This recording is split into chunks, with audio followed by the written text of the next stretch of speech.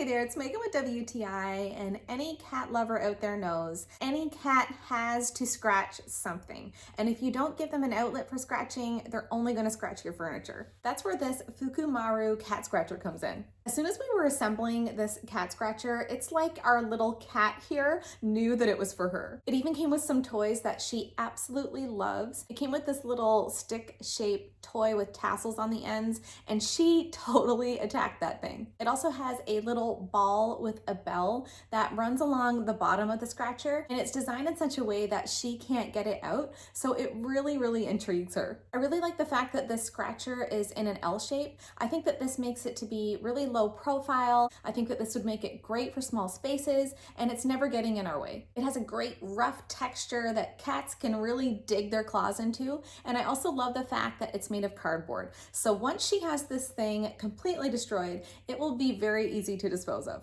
Scratching is really an inherent behavior of cats, and I am so glad that I now have an approved space for my little cat friend here to do it. And that's just my point of view.